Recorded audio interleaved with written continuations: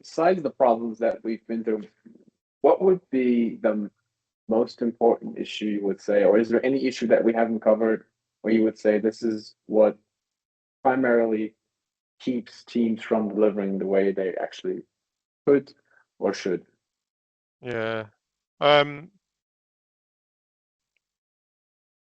Yeah, I think if I was to talk about how good Agile could be, because I'm convinced, and over my career, it's about 50% Agile, 50% pre-Agile, right? Mm-hmm. Now, I did have leaders in my pre-Agile days that were Agile leaders. They just were. But I do still meet people who say they're Agile and they're just not. And they're just not. And it kind of dilutes down the ability to be successful when people who aren't actually living and breathing those principles and those values. And I don't mean that they're doing it wrong. I do mean that they're doing it wrong, but it's not recognised that it's doing it wrong. But it's almost that's the Agile way, and I think that's what's stopping people.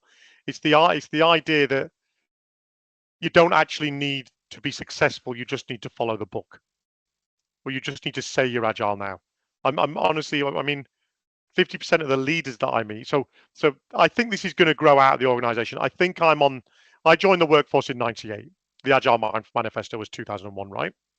It took a few more years to embed. So by the time I got into a leadership position, it took about 8 years to get into a leadership position. Agile had started to develop, and I had something to really hold me and help me grow. So by the time I got to my second or third leadership position, it was starting to really start to take over in the development. People older than me who are still running the show, they didn't have that.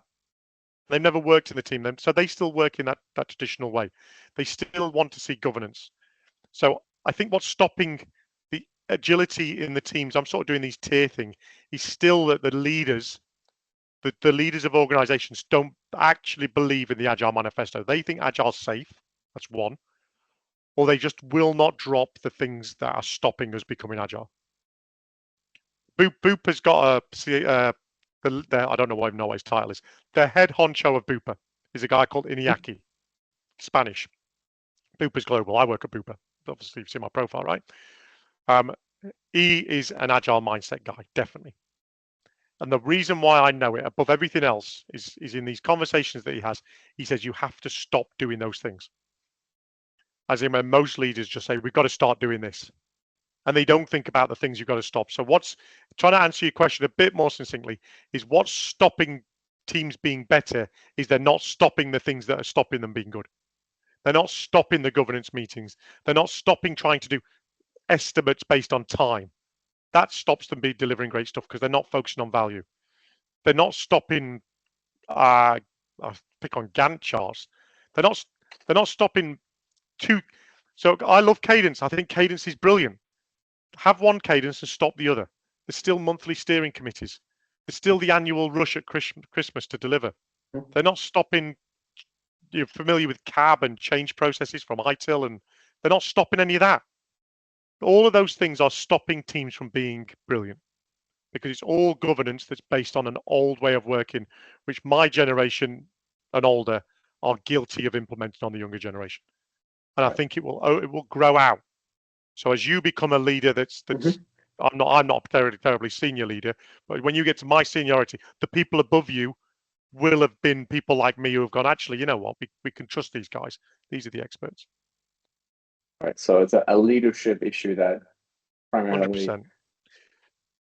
And tied in with that is funding. Very much so. Always. So that might never change. So organizations are funded in two buckets of cash. I don't want to go capital funding and operational funding. Operational funding is for keeping the lights on, capital funding is for improvement, right? It's a real simple business lesson. If you want to really be agile, you have to have operational funding. It has to be sustainable.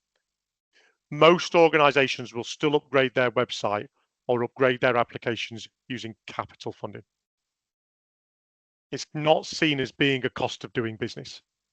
Having a website which is up to date, and by up to date, as in it's been updated every month because that's how quickly websites change. Having a CRM system that keeps pace with the competitors means monthly updates, means you've got to fund it operationally. most of those projects, I'm probably funded capital. I don't know the details of where I am, but I know most of the people who work for my teams are capital funded. It's sustainable capital funding. They'll still be there next year, but because it's like that, it's geared to run a waterfall way of working rather than an operational way of working. So that's two things I've picked there. Leadership isn't agile mature. They're mature in a different thing. They won't stop that thing. Funding is always going to be geared towards improvement is done through capital funding, not operational funding. All right. I hope that gives you something. Absolutely. That was super insightful because it gives us a different perspective. What's interesting is you are the third Scrum coach or Scrum master, Scrum expert, Agile expert who mentions the leadership aspect. And I think, and that's surprising because surprisingly, most developers did not bring up that point, which I find bizarre. Yeah. Because they rather it felt like they were looking for the issues that caused them to have problems within the team and by themselves, but not with the leaders that actually should get the impediments out of their way. Yeah, absolutely. So the problems they have shouldn't be their problems. The servant leader should be dealing with them. Yeah, they shouldn't have any problems. The leader should have dealt with them all. So there's not a single daily stand-up I go to where if someone brings up a problem, they take it out. It's right. Okay, we'll solve that for you. They're the ones doing the work. I mean, literally. So the very top-heavy organisations like the one I'm at, the leaders still think that they're the ones that create the value, but they don't. We could lose all the leadership.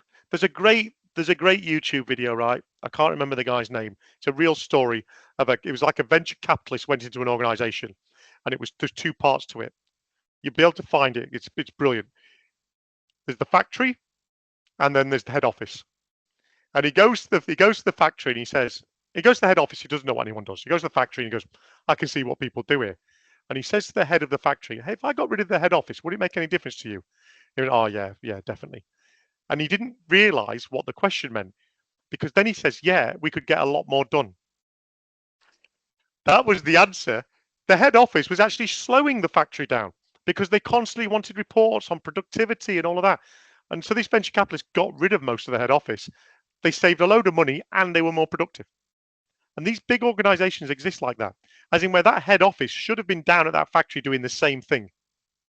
The leaders are there to help that factory do what it's got to do, help the sales team do what they've got to do. There's too many leaders that are there because they think that they're there to tell these people what to do rather than help them. It's endemic in big organizations.